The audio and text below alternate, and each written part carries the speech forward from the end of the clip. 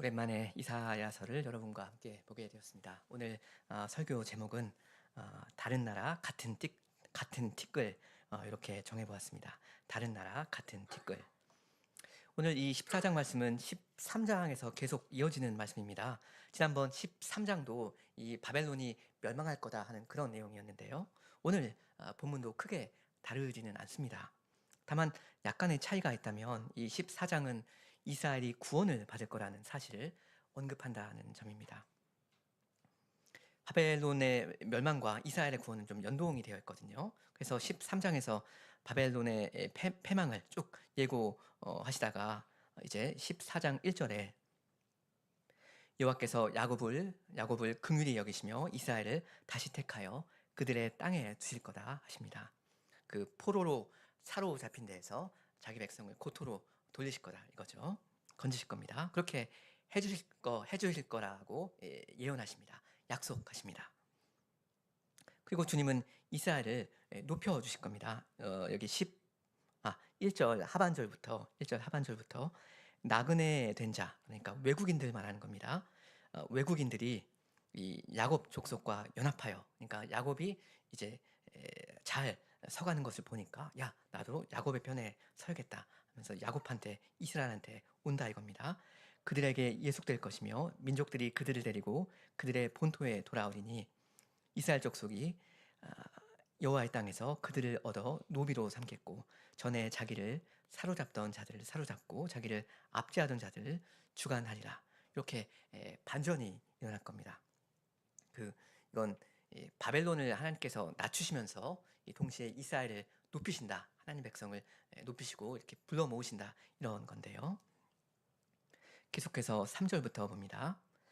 3절 여호와께서 너를 슬픔과 곤고와 및 내가 수고하는 고역에서 놓으시고 안식을 주시는 날에 너는 바벨론 왕에 대하여 이 노래를 지어 이르기를 합니다.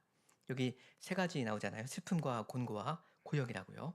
이 너무나 비참한 처지에 있는 이스라엘을 주께서 구원해 주실 건데요. 그날이 드디어 올 때 이스라엘이 어떻게 하게 될 거라 하십니까? 바벨론 왕에 대해서 노래를 하나 지어서 부를 거라고 하십니다. 근데 그 노래를 사실 이미 알려주셔요. 그때 가서 즉흥적으로 이렇게 하라는 말이라기보다는 나중에 너희가 이러이러한 노래를 부르게 될 거다 하십니다. 그래서 그 노래가 20절까지 아주 길게 나옵니다. 왜냐하면 20절 제일 끝에 보시면 할지니라 말하자면 이제 따옴표를 매듭 짓는 그런 겁니다. 그러니까 여기 4절부터서 20절까지가 그 긴 내용이 그 노래의 가사인데요. 이 노래가 누구에 대한 노래인가 하면 바벨론 왕에 대한 노래 아닙니까? 그러니까 이게 무슨 말입니까? 그 3절에서 이야기한 이스라엘의 슬픔과 곤고와 고역은 이 바벨론 때문에 당한 거다. 뭐 이런 말이 되겠죠. 근데 거기에서 이 바벨론의 소나기로부터 이스라엘이 해방을 받으니까 아주 기뻐하면서 그동안 자기들을 그렇게도 괴롭혀왔던 이 바벨론에 대해서 이스라엘이 기뻐서 뭐라고 노래를 부르게 될 거다 이겁니다. 이제 그 내용을 보겠는데요. 4절 하반절부터인데 4절부터 다시 봅니다. 너는 바벨론 왕에 대하여 이 노래를 지어 이르기를 압제하던 자가 어찌 그리 그쳤으며 강포한 성이 어찌 그리 패였는고. 여기서 패하였다는 건 끝났다 라는 말입니다. 뭐 끝장났다 그런 거예요. 여호와께서 악인의 몽둥이와 통치자의 귀를 꺾으셨도다. 바벨론 이야기하는 거죠. 그들이 그 바벨론이 여러 민족을 치되 치기를 마지 아니하였고 멈추지 않았다는 말입니다. 그리고 노하여 열방을 억압하여도 그 억압을 막을 자가 없었다 합니다. 그러니까 이 바벨론은 쉽게 말하면 깡패 나라였습니다. 어찌됐든 힘 하나는 무지하게 세서요. 아주 강대국이었는데요. 그 힘을 가지고 다른 나라들을 막 압제하고 억압하고 치고 그랬습니다. 아주 괴롭혔습니다. 물론 그 이스라엘도 그 당한 나라 중에 하나였고요. 근데 이 바벨론이 얼마나 막강했던지 아무도 손을 쓰지 못했습니다. 아무도 그를 막지 못했습니다. 한동안은. 그래서 영원히 그럴 줄 알았겠죠. 그 6절에 그러잖아요. 이 바벨론의 그 횡포가 그냥 쭉 계속 갈 거다. 이렇게 생각할 만했습니다. 근데 그렇지 않다는 걸 이제 이스라엘이 마침내 보게 될 거다. 그런 날이 올 거다 하는 겁니다. 이 바벨론은 온 세상 위에 앉아 있는 어떤 무적의 왕처럼 보였는데요. 그치지 않을 것처럼 보인 게 결국은 언젠가는 그칠 겁니다. 어떻게 그렇게 됩니까? 단지 어떤 이 세상의 원리가 작동해서 척척척 그렇게 되는 겁니까? 그게 전부가 아니죠. 결국은 여호와께서 직접 그렇게 하실 겁니다. 그 이 폭군 바벨론이 막 그냥 질주하는 걸 주께서 보시고서 "야, 너 이제 할 만큼 했다. 그만해라." 이렇게 하실 겁니다. 그렇게 하실 분은 주님이십니다. 그래서 5 절에 여호와께서 악인의 몽둥이와 그 통치자의 귀를 꺾으셨다 그러잖아요. 주께서 이렇게 이 바벨론 왕을 제지하시니까 거기까지만 해 이렇게 하시니까 온 세상이 이제 기뻐합니다. 그래서 7 절 이제는 온 땅이 조용하고 평온하니 무리가 소리 높여 노래하는도다. 향나무와 레바논의 백향목도 너로 말미암아 기뻐하여 이르기를 내가 그러니까 그 바벨론이 넘어져 있은즉 올라와서 우리를 베어버릴 자가 없다 하는도다. 그러니까 이 못된 왕 바벨론이 쓰러져 버리니까 온 세상이 얼마나 기뻐하는지 이 나무들도 한마디씩은 해요. 당신이 죽으니까 이제 우리가 좀 살맛이 난다. 그리고 이제 9 절부터 보시면 스올의 장면이 나오는데요. 스올은 히브리 말입니다. 그냥 셔올 하는데 이걸 스올 이렇게 그대로 쓴 거고요. 이 개역 한글판에서는 음부라고 번역했던 그 단어입니다. 이 구약 성경에서 사람들이 죽으면 가는 그 장소요. 근데 여기 9 절부터 나오는 장면이 지금 이제 보게 될 건데 다 문자 그대로 발생했다. 그렇게 이해하실 필요는 없고요. 이건 그냥 이사야 선지자가 좀 상상력을 발휘해 가지고 좀 시적으로 어떤 그림으로 이 상황을 약간 재밌게 웃음가스럽게 묘사하는 거다. 이렇게 보시면 될 것 같습니다. 여기 등장하는 이 바벨론 왕 이게 어떤 특정한 실제 인물은 아마 아닐 거고요. 그냥 좀 상징적인 그런 대표적인 그런 왕이거든요. 하여간 이 사람한테 하나님 백성이 하는 말을 우리가 지금 계속 듣는 중인데요. 조금 어두침침하긴 한데 같이 이제 스올로 내려가 보겠습니다. 9절 아래 스올이 너 바벨론 왕이죠. 너로 말미암아 소동하여 내가 오는 것을 영접하되 그것이 세상의 모든 영웅을 너로 말미암아 움직이게 하며 열방의 모든 왕을 그들의 왕자에서 그러니까 스올에 있는 왕자에서 일어서게 한다 합니다.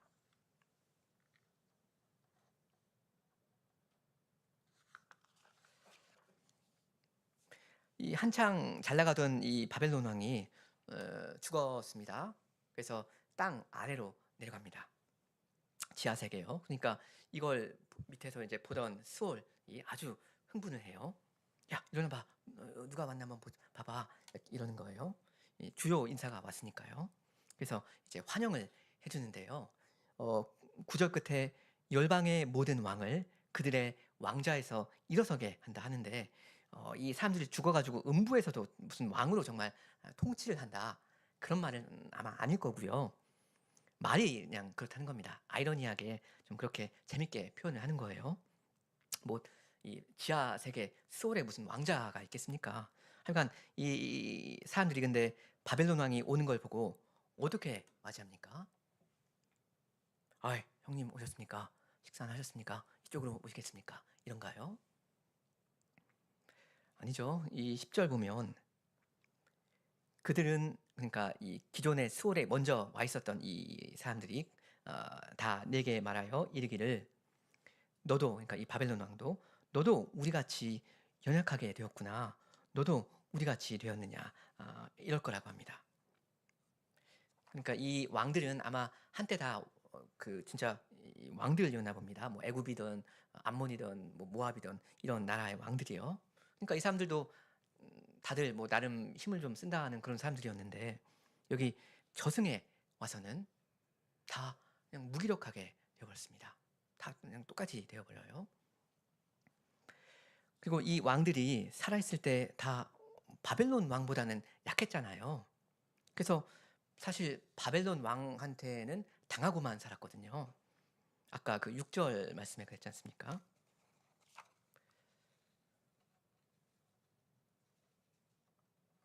근데 그 이제 죽어서 보니까 다 그냥 똑같이 약해 빠진 겁니다. 다 이 말하자면 하양 평준화가 되어 버렸습니다. 이 수월에 가면 다 그냥 이 쌤쌤이에요. 그러니까 야, 니 한때는 그리도 니 힘 자랑하더니 이제 우리처럼 똑같이 되었구나. 꼴 좋다. 뭐 이러는 거예요, 이 사람들이.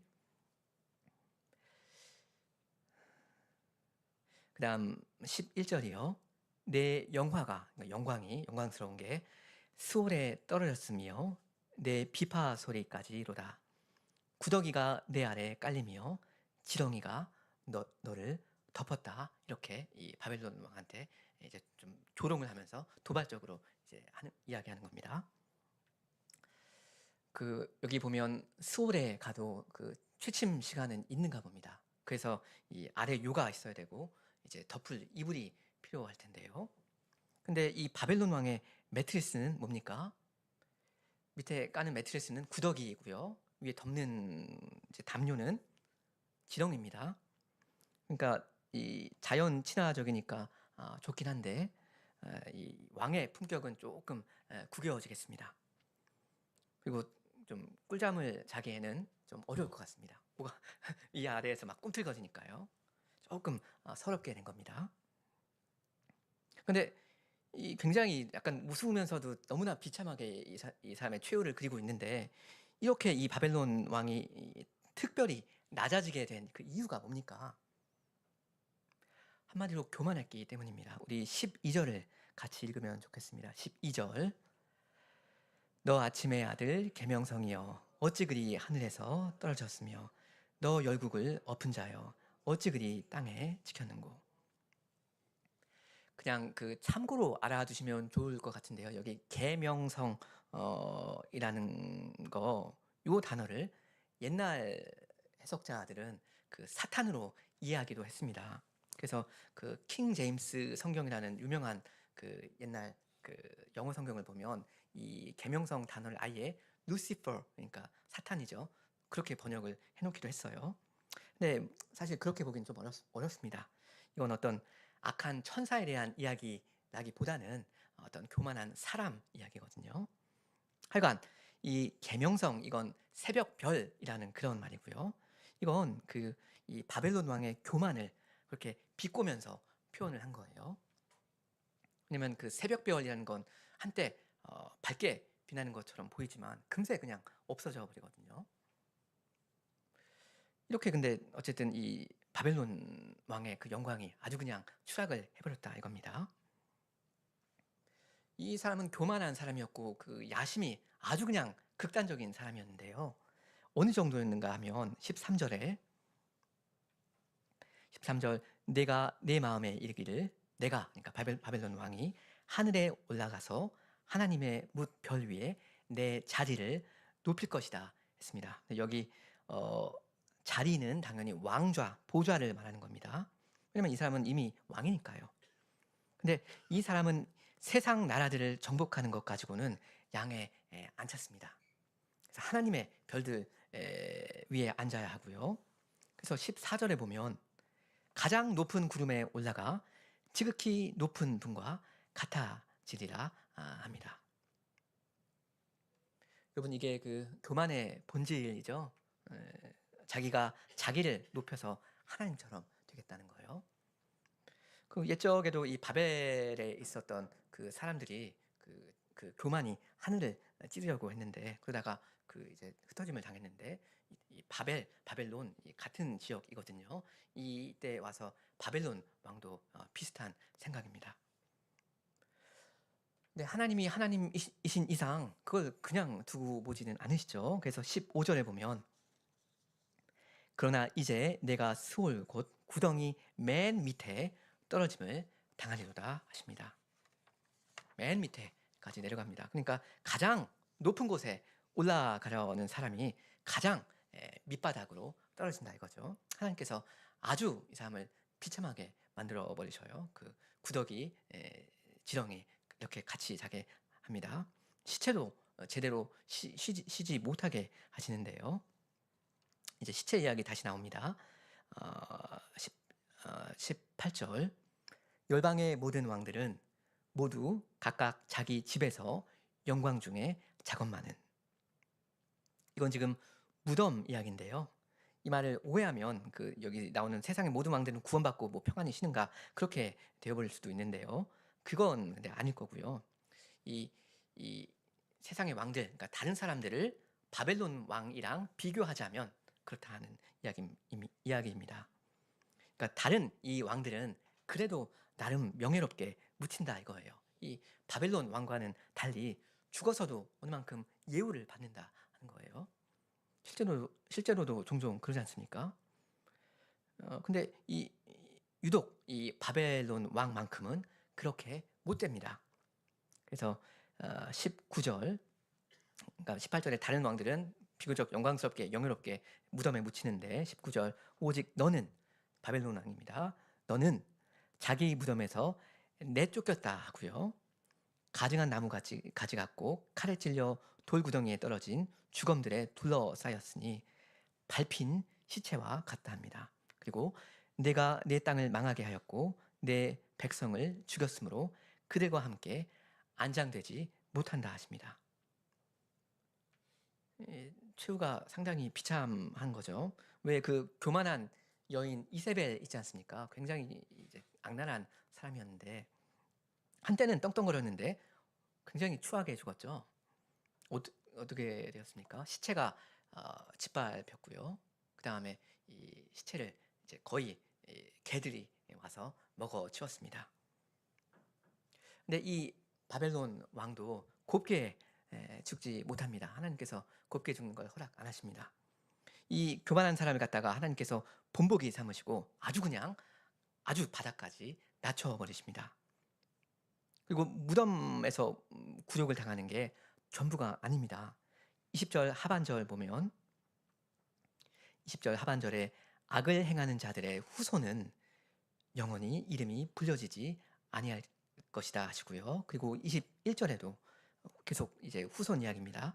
너희는 그들의 조상들의 죄악으로 말미암아 그의 자손들 도륙하기를 준비하여 그들이 일어나 땅을 차지하여 성읍들로 세상을 가득하지 채우지 못하게 하라. 그러니까 이 바벨론 왕들의 어떤 후계자들 일어나지 못하게 한다는 거죠. 계속이요. 만군의 여호와께서 말씀하시되 내가 일어나 그들을 쳐서 이름과 남은 자와 아들과 후손을 바벨론에서 끊으리라. 나 여호와의 말이니라 하십니다.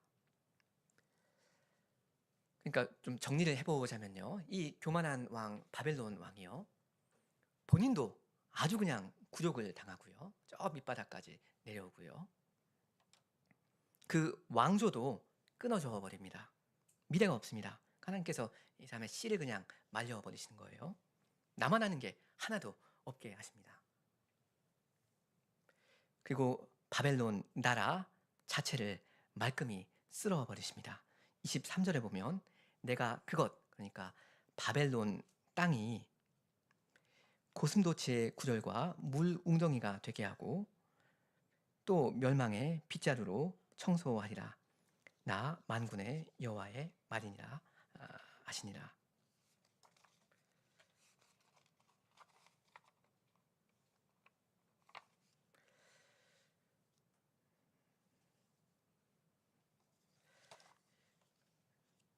이게 말하자면 제가 볼 때는 하나님의 유머 감각이라고도 할 수 있을 것 같습니다. 23절이요. 바벨론 같은 그 대제국 한때는 엄청 이제 떵떵거렸는데 하나님께서 이 제국을 치시고 나면 그럼 어떻게 되죠? 그 다음에 어떤 큰 대제국이 세력이 그 땅을 이제 차지하게 될 거 아닙니까? 근데 그 세력이 뭐냐면 고슴도치가 될 거라는 겁니다.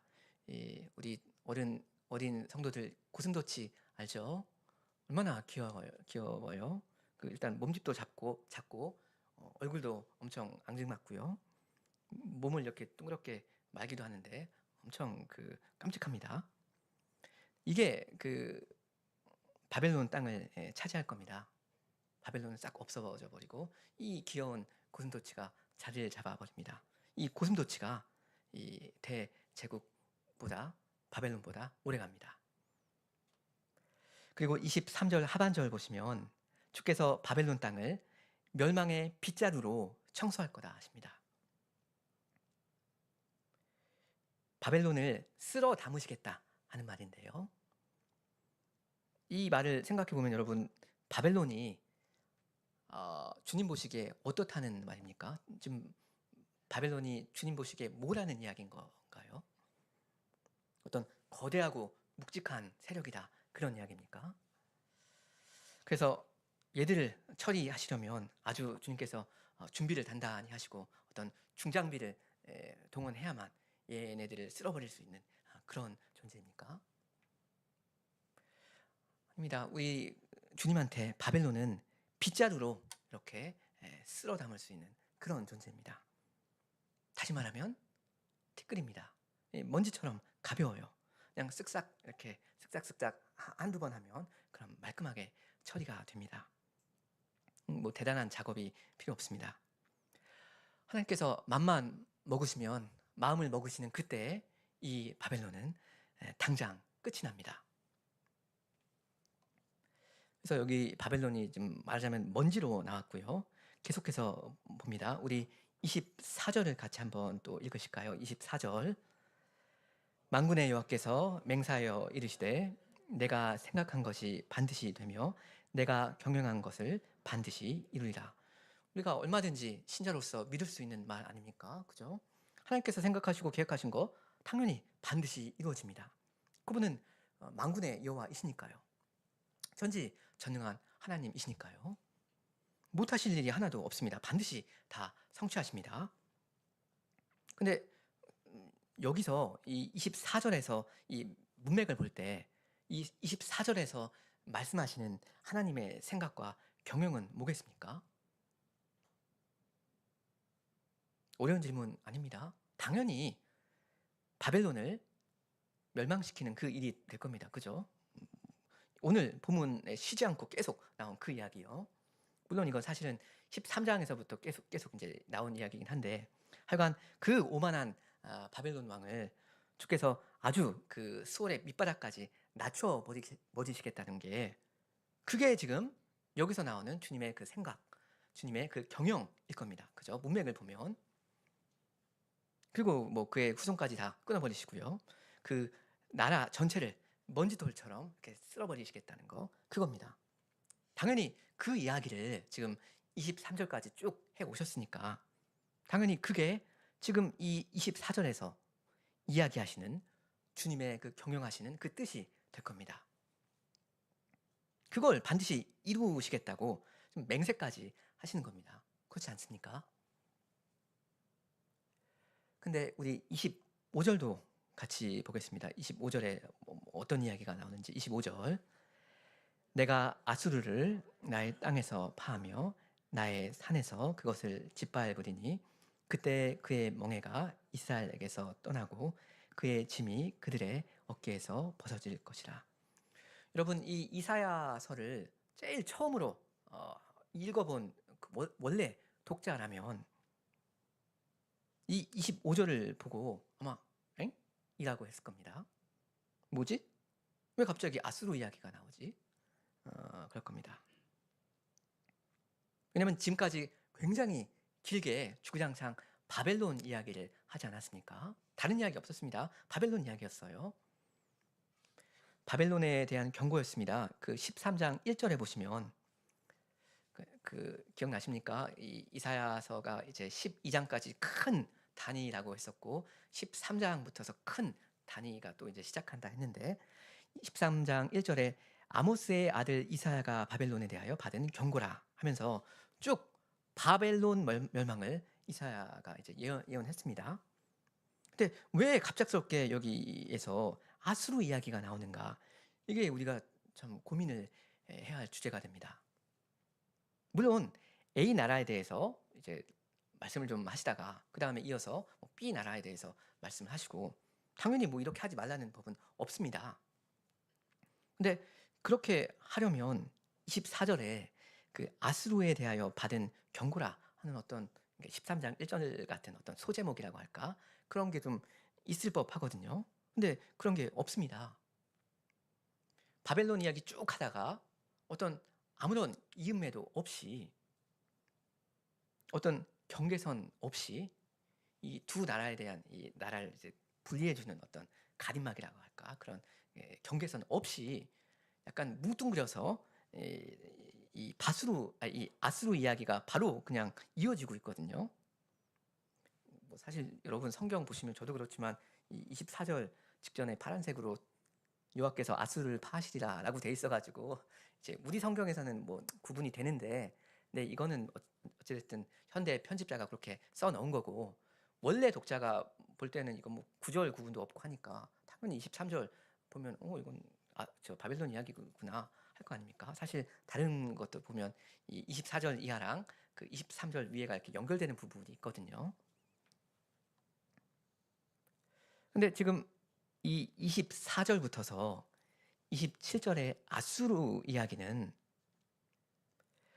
13장 1절부터 바벨론의 심판을 예언하는 그 큰 단락의 결론부로 나오고 있거든요.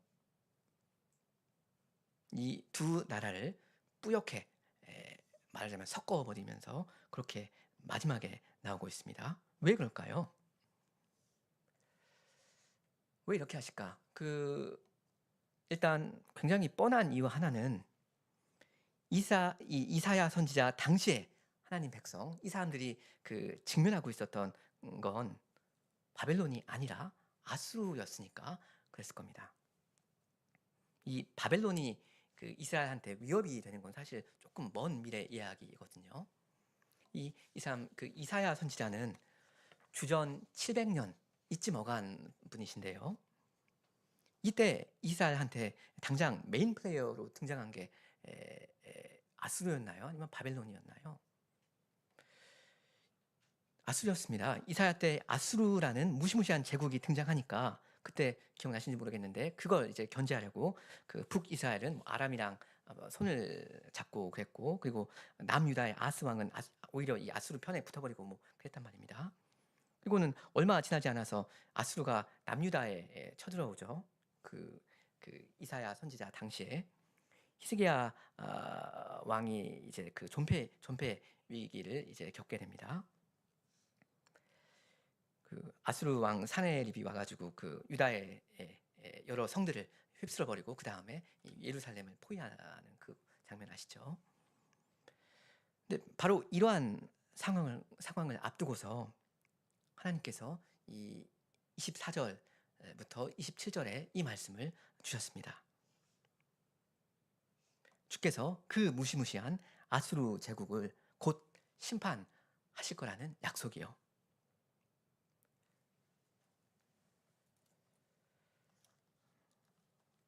아수르 이 나라도 주님한테는 아무것도 아니라는 거죠. 그러니까 이 말씀이 이 당시에 하나님 백성한테는 얼마나 큰 위로가 되었겠습니까? 아수르를 이제 직면해야 되는 이때 당시 백성인데 주님은 자기 백성이 직면하고 있는 그 현안을 무시하지 않으십니다. 그때그때 필요한 말씀을 주셨습니다. 그러니까 이 말씀을 이때 당시에 이사야 당시에 정말로 믿은 신자들은 이 아수르 제국을 별로 두려워하지 않았을 겁니다. 주께서 금세 그냥 밟아 주실 건데 못하러 무서워해요. 그냥 주님을 믿으면 됩니다. 근데 주님께서 이런 말씀을 주시는 걸 어떤 방식으로 주셨는가 하면, 여러분 이사야 13장 처음부터 이 14장 27절을 나란히 그냥 보시면요, 여기 두 나라 이야기가 딱 나오지 않습니까? 바벨론, 아수르요. 이게 붙어서 나오는데 딱 보시면 어느 게 더 깁니까? 볼 것도 없죠. 비교가 안 됩니다. 바벨론 이야기가 압도적으로 훨씬 더 깁니다. 이 아수르에 대한 구절은 4절밖에 안 되잖아요. 이 말은 이 두 나라를 1대1로 그냥 단순 비교하면 어느 나라가 더 크다는 말입니까? 물론 이 두 제국을 실제로 뭐 역사적으로 평가하고 비교하는 일은 이제 역사학자들이 해야 할 일이고 굉장히 복잡한 일이 되겠지만요. 제 말은 그래도 이 이걸 문학적으로 좀 여기서 이제 비교해 보자는 겁니다. 그럼 당연히 바벨론이 압도적으로 더 큰 존재 아닙니까? 실제로 아니나 다를까 이 바벨론이 이 아수르 제국을 무너뜨렸잖아요. 주전 612년경에요. 그러니까 이 아수르도 참 이 무서운 괴물이지만 이스라엘한테 바벨론은 그 무서운 괴물 아수르를 삼켜버린 그런 짐승이에요. 그리고 실제로 이 바벨론이 성경 전반에서 이 성경 전체를 보면 이 바벨론은 아수르보다는 훨씬 더 중요하게 나온단 말입니다. 그 창세기부터 이제 계시록까지 이 바벨론이란 말하자면 주제가 흐르거든요. 근데 이 이사야 선지자가 살고 있던 그때 당시 하나님 백성, 그 사람들이 보기에 당장 급한 물은 뭡니까? 바벨론입니까? 아수르예요. 맞습니다. 근데 사실은 더 큰 거, 훨씬 더 큰 게 몇십 년 더 있으면 이제 닥쳐올 거거든요. 바벨론이요. 그리고 사실은 이 바벨론이 이 하나님 나라 이스라엘 왕국을 결정적으로 무너뜨리죠. 그 다윗 왕조를 그 끊는 것은 바벨론이었습니다. 그러니까 이런 걸 생각할 때 이 13장과 14장 말씀이 이 이사야 당시의 백성한테 분명히 교훈하는 게 있었을 겁니다. 주님이 자기 백성한테 일러주시는 말씀이 있었어요. 어떻게 보면 이사야 백성 당시에 그 사람들한테는 현안은 아니지만, 왜냐하면 좀 다음 세대 이 바벨론이 쳐들어오는 일은 다음 세대 사람들의 몫이니까요. 근데 그래도 하시는 말씀이 있었을 겁니다. 미래에 대한 이야기이긴 한데, 너희들 지금 당면한 그 아수르, 너희 보기에 무섭지? 너희가 보기에 어떻게 해도 이 감당 못할 것처럼 보이지. 어떻게든 꾀를 좀 부려야지 이 위기를 너희가 탈출할 수 있을 것처럼 그렇게 보이지 않느냐. 근데 있잖아, 이 아수르는 사실은 아무것도 아니란다. 훨씬 더 무서운 놈이 오고 있어. 너희가 그렇게 무서워한 그 아수르 제국을 한 입에 삼켜버린 바벨론이 곧 너희를 삼켜버리려고 들 거야. 이런 이야기를 하시는 것 같아요. 실제로 그 이사야서 전체를 보면 대강 구조가 그렇게 되거든요. 기억나십니까? A 그다음 B, A 아수르, B 그다음 그 바벨론. 이사야서 전반부에서는 대체로 이스라엘의 주적은 아수르고 후반부에 가서는 바벨론이거든요. 그럼 주께서 근데 왜 여기 13장, 14장에서는 이런 말씀을 하시는 건가? 그것도 A, B가 아니라 B, A라는 이렇게 반대 순서로 바벨론, 사실은 당면한 어떤 위기 상황도 아닌 그런 주적도 아닌 이 바벨론을 먼저 강조하면서 그렇게 말씀하시는 걸까? 왜 그러신 겁니까? 하나님 백성을 주께서 겁주시려고 그러는 겁니까? 그건 아닐 겁니다. 이거는 이사야 시대 그때 당시에 백성들에게 힘을 주시려고 그런 걸 겁니다. 하나님을 믿게 하심으로써 굳게 서도록 하시는 겁니다. 하나님의 말씀을 믿음으로 붙잡아서 힘을 얻고 믿음으로 굳게 서도록 만드시려고 그렇게 하신 겁니다. 왜냐하면 지금 13장과 14장에서 결국 하시는 말씀이 뭐였죠? 요지가 뭐였습니까? 그 바벨론이랑 그 아수르, 그 두 나라 정말 천하무적이다. 그러니까 너희 그 이스라엘 같은 조그만한 나라는 계산기를 잘 두드려야 한다. 그래서 뭐 그쪽 편으로 붙든지 어떻게 협상을 좀 해보든지 뭐 조공을 바치든지 뭐 다른 나라를 의지하든지 그렇게 잘 잔머리를 써야 된다. 이걸 가르칩니까? 이게 요지인가요? 아니지 않습니까? 여기서 포인트는 이스라엘이 지금 당장 당면에 있는 이 천하의 아수르이건 다음 세대 미래에 본격적으로 직면하게 될 더 무서운 바벨론이건 둘 다 사실은 똑같다는 겁니다. 둘 다 하나님 앞에는 먼지 같은 존재라는 거예요. 빗자루로 쓱쓱 하시면 처리되는 그런 것들입니다. 이사야 그 40장 말씀을 제가 몇 구절 읽으면요. 보라 그에게는 열방이 그러니까 하나님께는 보라 하나님께는 열방이 물통의 한 방울 물과 같고 저울의 작은 티끌 같으며 섬들은 떠오르는 먼지 같다 하십니다. 열방들을 가리켜서 주님께서는 이건 티끌이다, 먼지다 하셔요. 이어서 그의 앞에는 모든 열방이 아무것도 아니라 그는 그들을, 그러니까 열방을, 나라들을 없는 것 같이 빈 것 같이 여기시느니라 하십니다. 40장 15절 이하입니다. 이 열방을 주님은 없는 것 같이 여기신다. 이게 영어로 하면 그 nothing인데 우리나라는 nothing이라는 어떤 명사가 딱히 없는 것 같긴 한데요. 뭐 무라고 번역할 수 있을지도 모르겠는데 그 다음에 이제 없는 것 같이 빈 것 같이 여기신다라는 말이 영어로 하면 이제 less than nothing입니다.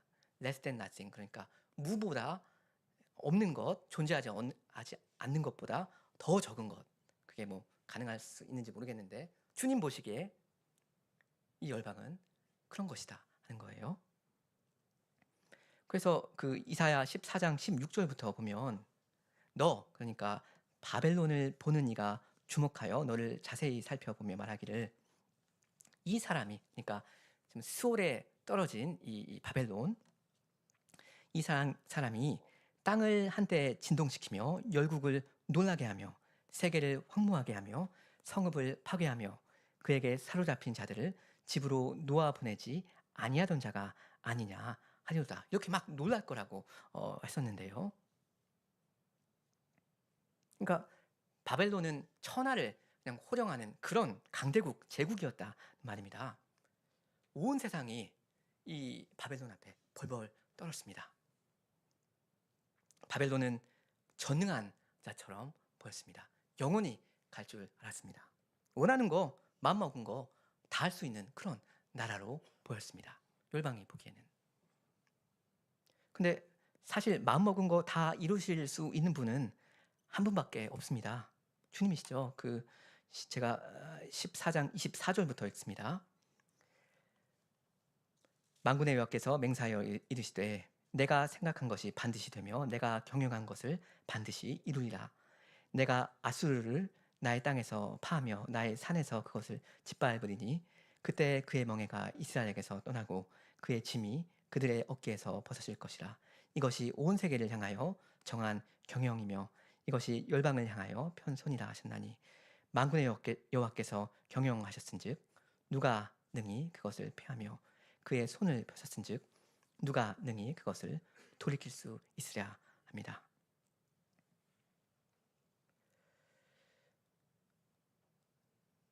바벨론 쭉 이야기하다가 아수르 잠깐 이야기하면서 이 말씀을 하시는데요. 여러분 아수르이건 바벨론이건 다 똑같고요. 주님 앞에서는 손을 못 씁니다. 무능합니다. 완전히 무능합니다. 먼지와도 같습니다. 티끌입니다. 아무것도 아닙니다. 사실은 이 두 나라뿐만 아니라 이 26절을 보면 온 세계가 세상 모든 나라가 여호와의 경영과 그 권세 아래에 있습니다. 주님께서 그냥 두시면 이 나라들 한동안 이렇게든 저렇게든 이제 존재할 거고요. 주님께서 그만해라. 주님께서 치시면 금세 망할 겁니다. 오래 못 갑니다. 주께서 이 A 아수르 제국을 먼저 치셨고요. 그래서 망했습니다. 그리고 이사야서 말씀에 의하면 바벨론 역시 망할 건데요. 바벨론 역시 망할 거라는 물리적인 물증이 뭐죠? 아수르의 멸망입니다. 만군의 여호와께서 맹세하시기를 그가 아수르를 반드시 밟아주실 거다 하셨고요. 여기서. 그리고 과연 그렇게 하셨고요. 그리고 그 아수르를 밟을 바벨론마저도 이분이 밟아 주실 건데요. 이 바벨론을, 이 천하의 바벨론을 밟으실 수 있다면 이 세상 어느 나라도 주님께서 능히 심판하실 수 있을 겁니다. 그 큰 바벨론도 그 많고 많은 나라들 중에 하나에 불과한 겁니다. 다 똑같습니다. 주님 보시기에는 다 티끌입니다. 쓱쓱 처리 완료. 이 사실을 주님께서는 이 이사야 시대 백성이 미리 내다보고 느끼고 안심하도록 하셨습니다. 이 바벨론의 굴욕적인 최후를 아주 그냥 적나라하게 우스꽝스럽게 그려주는 어떤 노래를 미리 가르쳐 주셨습니다. 너희가 그때 되면 그 노래를 부르게 될 거다 했는데 그래서 사실 먼저 땡겨서 그 가사를 알려주시거든요. 지금부터 연습해라. 지금부터 불러도 된다 하시는 걸 겁니다. 그래서 그 노래를 지금부터 부르면서 자기의 오늘의 삶에 적용하게 하셨습니다. 새로운 시각으로 아수르 그리고 바벨론을 보게 하셨습니다. 성도 여러분도 마찬가지이셔야 합니다. 특히나 바벨론의 멸망보다 훨씬 더 큰 성취를 목격하신 여러분은 10배나 더 그러셔야 합니다. 사람이 보기에는 도저히 무찌를 수 없었던 원수, 어떻게 손을 댈 수 없었던 거 주께서 처리하셨지 않습니까? 그리스도 안에서 이 죄라는 거 우리가 어떻게 못하는 거거든요. 주님께서 처리하셨습니다. 그리고 정복하셨습니다. 우리를 사탄의 권세에서, 죄의 권세에서 해방해 주셨습니다. 여러분 그거 맛보고 계시지 않습니까? 기왕 하신 일도 있고 그보다 더 크신 일도 그렇다면 하실 수 있을 겁니다. 우리 주님이라면 하실 수 있을 겁니다. 그러니까 여러분 어제를 보시고 오늘을 보신다면 하나님의 말씀을 읽고 그 말씀으로 내 현실을 해석할 수 있다면 내일도 보일 겁니다. 그리고 오늘에 직면한 이 문제도 굉장히 차분하게 제대로 평가할 수 있게 될 겁니다. 이것은 먼지다. 똑같다. 여러분 하나님 백성이시라면 지나치게 호들갑 떨 일은 없을 듯합니다. 물론 제가 여러분의 어떤 현실적인 어려움을 이제 간과하면서 그것을 아무것도 아닌 것처럼 하려는 것은 아닌데 참 믿음이 있는 사람이라면 자기의 마주한 그 현실적인 어려움을 그게 어떻게 보일까 하는 그 이야기를 이제 강조해서 하는 건데요. 지나치게 큰일 났다. 어떻게 하면 좋냐. 어떻게 이 머리를 굴려야 내가 이 위기를 빠져나갈 건가. 어떻게 하면 내가 이 문제를 해결할 건가. 그러실 필요가 별로 없겠습니다. 어떤 큰 현실적인 어려움이 보일 때도 하나님의 약속을 믿는 신자들은 노래를 부릅니다. 하나님을 믿고요. 찬송을 합니다. 여러분 그렇게 하시면 좋겠습니다.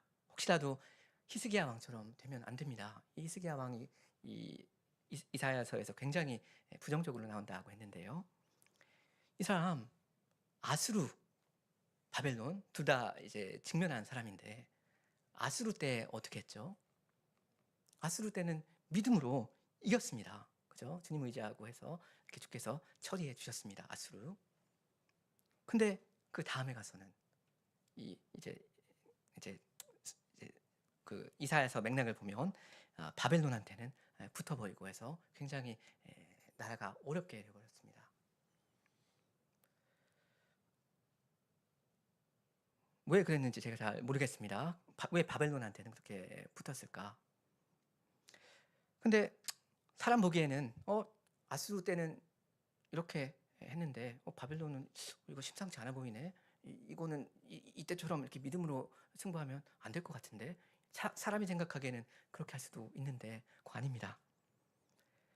사람 보기에 크게 보이기만 한 대제국 아수르와 바벨론, 우리 생활에 여러 가지 크고 작은 문제들 똑같습니다. 그러니까 똑같이 여기시면 됩니다. 별거 아닙니다. 하나님께서 처리해 주실 대상입니다. 다시 말씀드리지만 이건 여러분의 어떤 현실적인 말 못할 그런 고민이나 이런 것을 제가 웃어 넘기려는 게 아니고, 믿음의 눈으로 이것들을 바라볼 필요가 있다라는 말씀입니다. 하나님께서 우리의 여러 가지 문제를 다 보고 계시고, 심지어는 내일, 모레, 내년의 문제까지 다 보고 계십니다. 우리의 하나님께서 우리의 문제들을 처리해 주실 겁니다. 그 하나님을 우리가 믿으면 됩니다.